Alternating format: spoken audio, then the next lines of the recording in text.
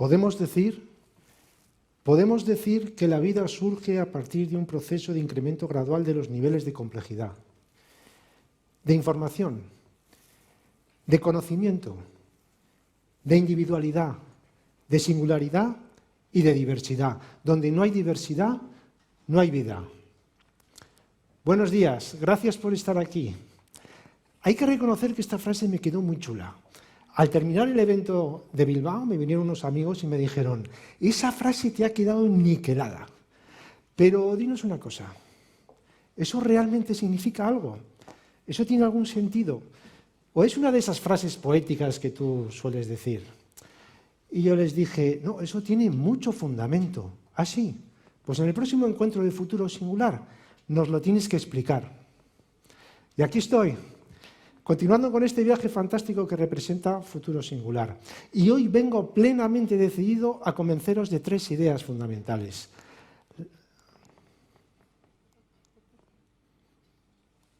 A ver, control, por favor. Bien. ¿Necesito ayuda? Ahora. Bueno. La primera es que no podemos comprender el fenómeno de la evolución si no es desde las ciencias de la complejidad, porque evolucionar significa pasar de lo más simple a lo más complejo. La segunda es que los organismos vivos, y particularmente los seres humanos, estamos constituidos por 2 realidades fundamentales: energía e información. Y yo aún diría más, por probabilidad. Crear vida es crear probabilidad. Y la tercera es que hasta ahora la ciencia médica ha estado centrada en esa primera dimensión del ser humano, en lo que es su composición material, su biología, su química. Sin embargo, hoy, gracias a los avances de las ciencias de la complejidad y nuestra capacidad de procesamiento de información, vamos a poder penetrar en esa otra dimensión del ser humano, en los patrones que informan la materia.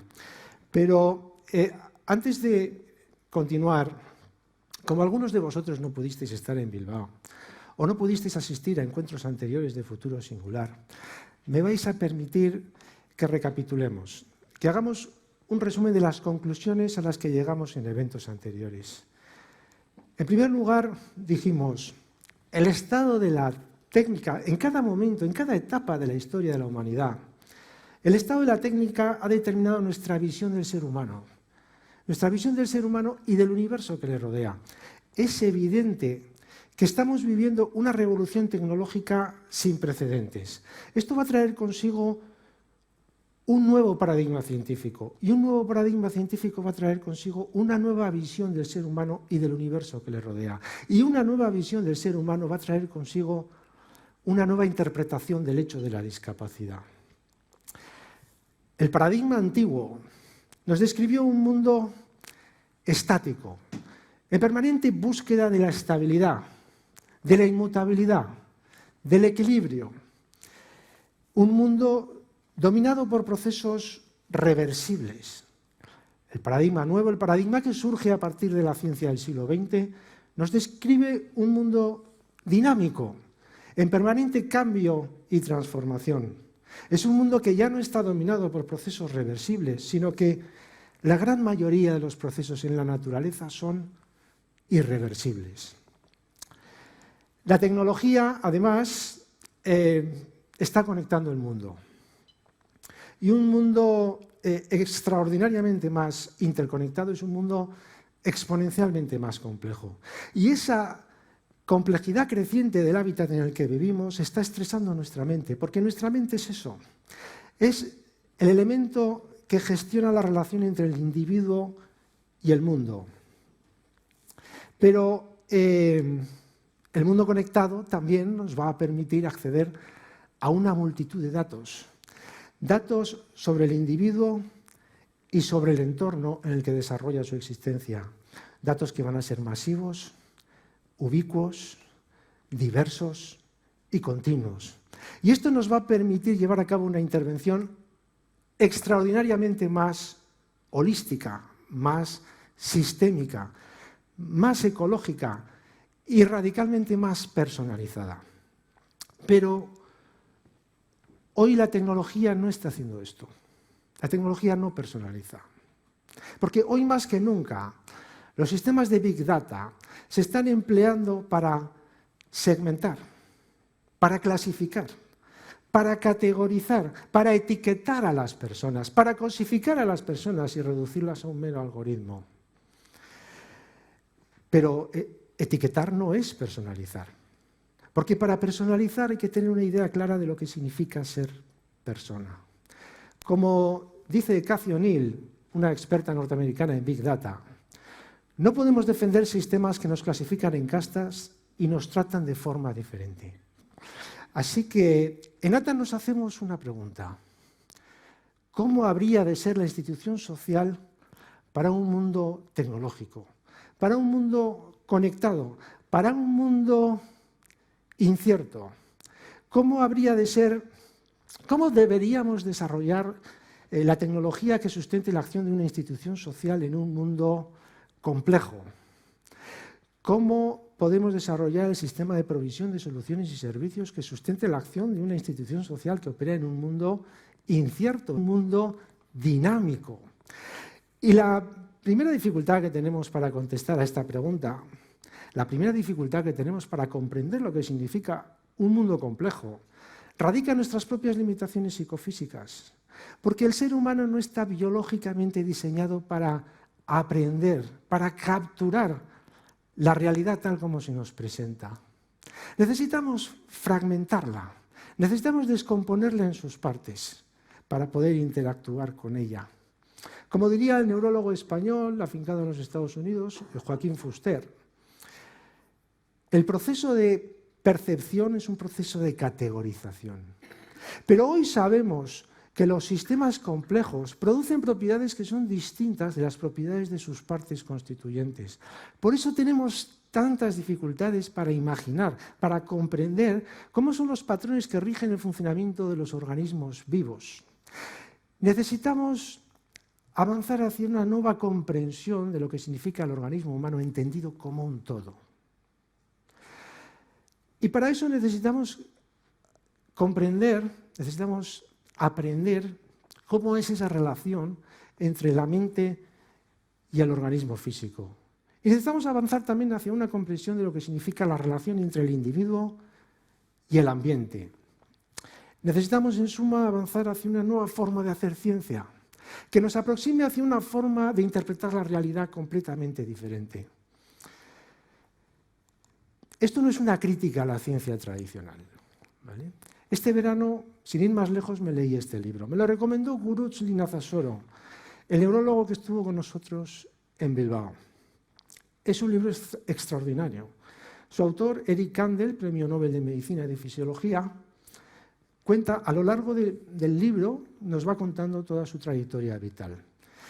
Y siguiendo la cronología de su vida, nos va contando todos los avances científicos en relación al conocimiento del cerebro en los que él participó. Durante todo el libro, Eric Kandel hace una defensa encendida de la doctrina de la neurona de Ramón y Cajal. Porque Eric Kandel defiende que para conocer bien el cerebro lo que tenemos que hacer es partir del conocimiento de la célula individual. Es un libro tan didáctico que estuve a punto de reconciliarme con la ciencia más reduccionista. Sin embargo, después de casi 500 páginas de una defensa a ultranza del reduccionismo más radical, Eric Kandel dice lo siguiente: deben producirse cambios conceptuales fundamentales en nuestra manera de estudiar el cerebro. Uno de ellos consistirá en pasar del estudio de procesos elementales, proteínas, genes y células individuales, al estudio de las propiedades sistémicas, mecanismos que involucran muchas proteínas, sistemas complejos de células nerviosas, el funcionamiento del organismo en su totalidad y la interacción de grupos de organismos. Necesitamos producir un cambio de mentalidad. Necesitamos dejar de poner el énfasis en elementos, en componentes cada vez más reducidos, para poner el énfasis en los procesos, en las relaciones, en las redes, en los sistemas, en los patrones que rigen el funcionamiento de los organismos vivos. Nuestra tesis es que para lograr nuestro objetivo, las disciplinas que nos van a ayudar a alcanzar nuestro objetivo son las que tienen que ver con la termodinámica de la vida y los modelos matemáticos asociados a la complejidad, a la probabilidad y a la no linealidad.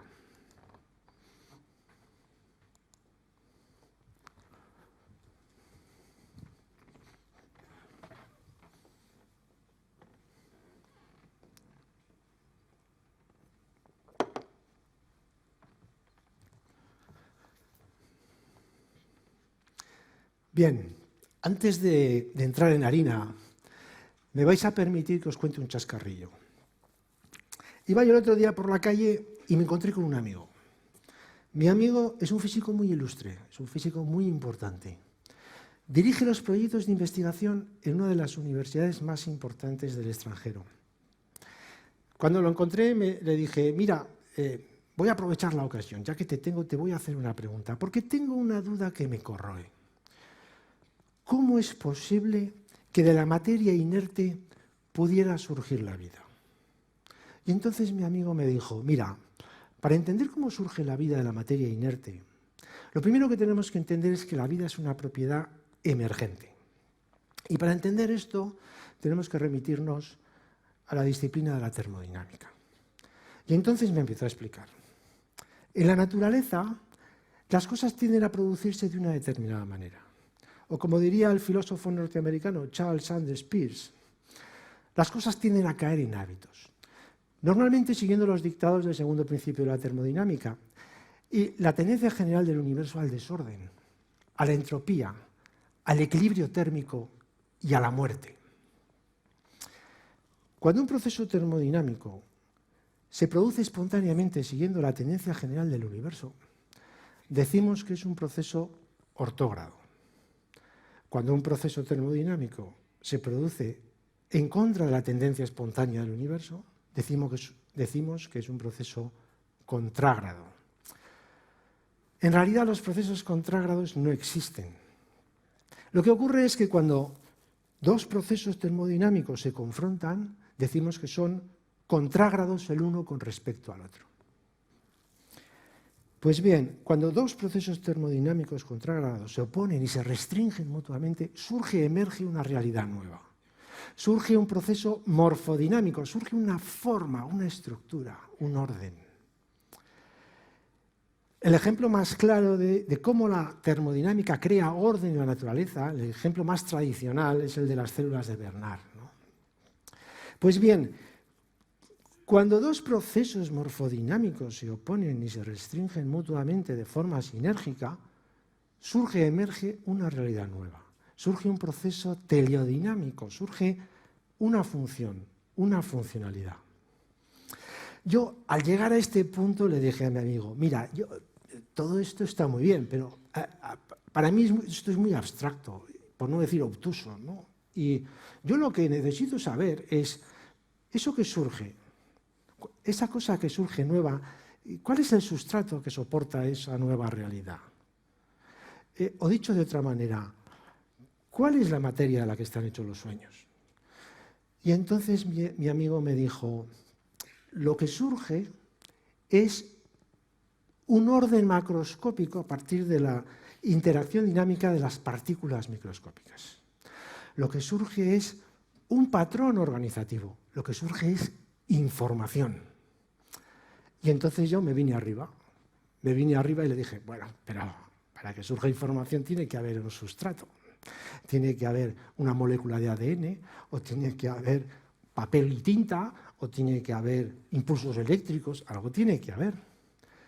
Y entonces mi amigo me dijo, en este caso no. En este caso lo que importa no es lo que está, sino lo que no está. Son las probabilidades no cumplidas y las restricciones que imponen las que determinan la configuración del sistema y el funcionamiento del mismo. Es lo ausente lo que actúa como una ligadura física del sistema. Yo me quedé así, más o menos como algunos de vosotros, ¿no? Dije, bueno, no sabía qué decir. Y entonces hice como hacen los ingleses, que para esto son muy listos, ¿no? Y le dije, could you be more specific, please? Le dije, ¿te importaría explicármelo? Y entonces me empezó a explicar, mira, Para comprender esto te tienes que remitir a la explicación que nos da Schrödinger sobre lo que significa la entropía. Schrödinger fue uno de los físicos más importantes de la primera mitad del siglo XX y hacia 1944 publicó este libro, que es un librito delicioso de apenas 80 páginas, en el cual nos explica qué es esto de la entropía, ¿no? Y lo explica de la siguiente manera. Si nosotros tenemos un sistema cerrado, compuesto por un número determinado de moléculas, esas moléculas empezarán a producir fricciones, interacciones químicas y eléctricas entre ellas, ¿no? Al principio del proceso, las posibles reacciones químicas serán muchas, serán muy grandes, ¿no? En cada nueva reacción química, interacción que se produzca entre las moléculas, se disipará una parte de la energía en forma de calor, una parte de la energía capaz de producir trabajo. Y cada vez que se produzca una de estas reacciones químicas, se producirá un incremento del desorden molecular. Al final del proceso, se habrán producido todas las posibles reacciones químicas, se habrá disipado toda la energía capaz de producir trabajo y el desorden que habrá alcanzado el sistema será máximo, ¿no? Y esto significa que, cuando hablamos de energía, mínima probabilidad es igual a máxima entropía. Sin embargo, cuando hablamos de información, la entropía significa otra cosa. Imaginemos que tenemos un tablero, una especie de sudoku con números ocultos. Al principio tengo cero información y tengo un desorden absoluto. El momento que yo desvelo un número, empiezo a tener orden, empiezo a tener información. Y, sin embargo, el número de posibles combinaciones se empieza a reducir. En la medida que voy desvelando los números del tablero, tengo más orden, tengo más información y las posibilidades se van reduciendo. Cuando desvelo todos los números del tablero, tengo máximo orden, máxima información y, sin embargo, las posibilidades se han reducido al mínimo. Esto significa que cuando hablamos de energía, mínima probabilidad significa máxima entropía. Cuando hablamos de información, mínima probabilidad significa mínima entropía. Y entonces mi amigo me dijo, y esto significa que la información es el opuesto de la energía. Y esto tiene unas implicaciones enormes, porque la información no es solamente un elemento descriptivo de la realidad, sino que es un elemento constituyente de la realidad. O como diría Gregory Bateson, el mítico y emblemático Gregory Bateson, la información y la energía son cosas distintas y en muchos aspectos deberían tratarse como si ocuparan dominios causales independientes. No obstante, de hecho son como la trama y la urdimbre de un único tejido causal. Y esto significa que el mundo que vivimos es literalmente complejo, porque complejo significa eso, significa etimológicamente, significa entrelazado, entretejido, construido de una sola pieza. Es decir, que la energía y la información son como el yin y el yang, son dos opuestos complementarios. Podemos decir, por tanto, que existe una dimensión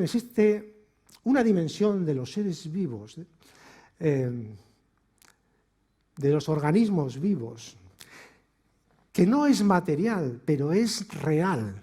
Necesitamos avanzar, por tanto, hacia una especie de biología de la información que nos ayude a comprender el significado de los organismos biológicos como entes cibernéticos que no solo están constituidos por información, sino que además son receptores y transmisores de información. Y necesitamos comprender el significado de la mente humana, que hoy se nos antoja inmaterial, pero que es real y que tiene un papel determinante, decisivo en el estado de salud de una persona. Para comprender esto, para avanzar en el entendimiento de lo que significa los organismos biológicos como entes cibernéticos, receptores y transmisores de información, vamos a comenzar una nueva historia.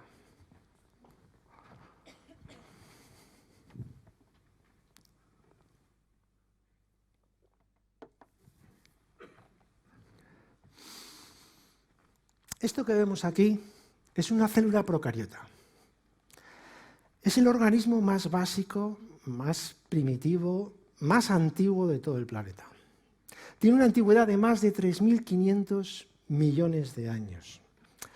Este organismo tan primario, tan básico, cumple con las mismas funciones fisiológicas principales que los organismos más complejos, que los seres humanos, porque respira, intercambia energía con el exterior, se nutre, secreta residuos, incluso tiene cierta capacidad de movimiento, se desplaza hacia los entornos más ricos en nutrientes y huye de aquellos otros entornos más tóxicos para su supervivencia.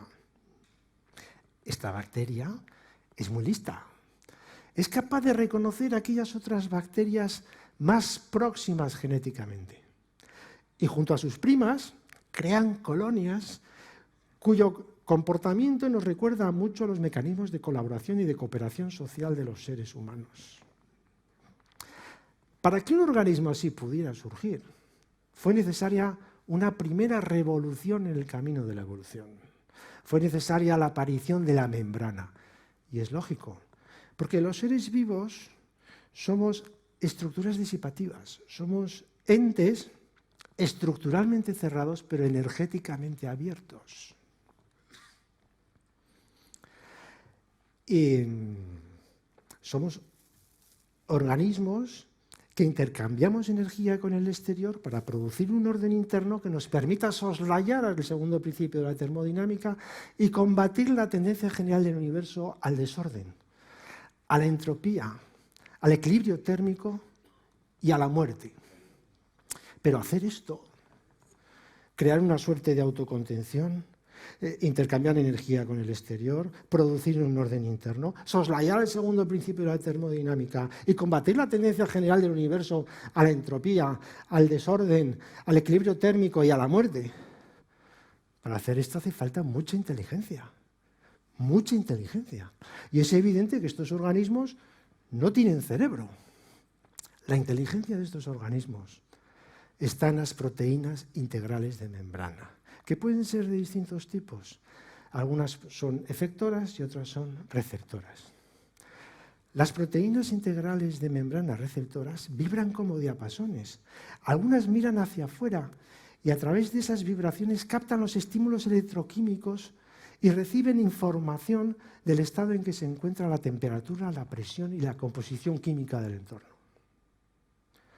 Otras miran hacia adentro y captan información del estado en que se encuentra la célula. Entonces, transmiten instrucciones a las células, a las proteínas efectoras, para que produzcan las reacciones químicas necesarias para mantener el organismo fuera del punto de equilibrio con el entorno. A este proceso lo llamamos homeostasis, el proceso que controla los mecanismos reguladores de la vida.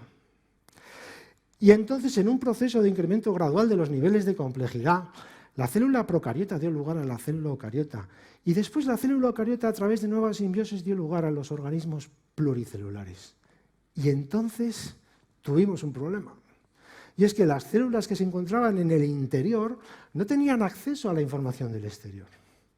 Entonces tuvo que llegar una segunda revolución en la evolución, la aparición de los sistemas nerviosos, que al principio fueron muy sencillos, meras sistemas reticulares, meras redes neuronales simples, pero posteriormente, a través de un proceso de incremento gradual de los niveles de encefalización, fueron llegando primero los sistemas nerviosos centrales y luego los sistemas nerviosos de los vertebrados y luego de los mamíferos y luego de los primates y finalmente el cerebro del ser humano.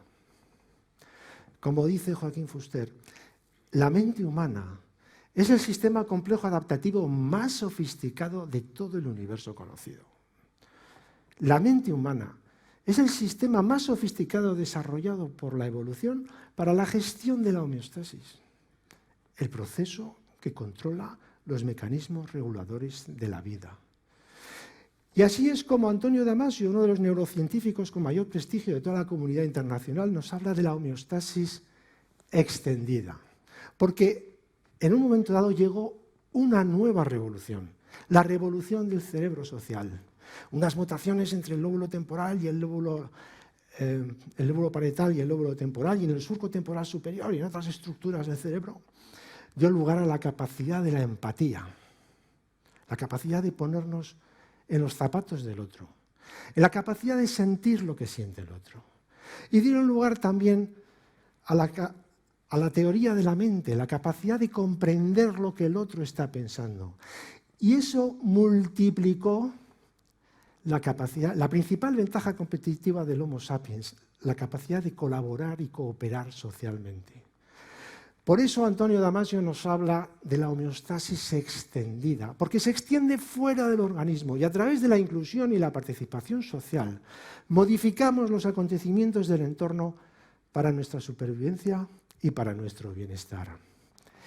Y por eso hoy, en el mundo de la discapacidad, defendemos el derecho a la inclusión y la participación social, porque forma parte inherente del derecho a la vida, porque forma parte intrínseca del proceso de la homeostasis, el proceso que controla los mecanismos reguladores de la vida.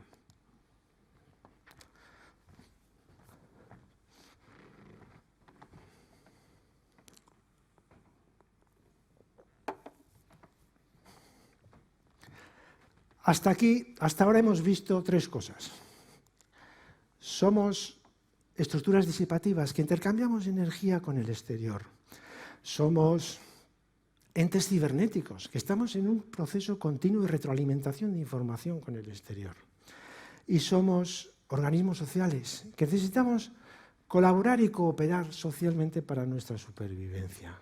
Y esto coincide miméticamente con las tres dimensiones que establece la Organización Mundial de la Salud, para quien la salud es el completo bienestar físico, mental y social.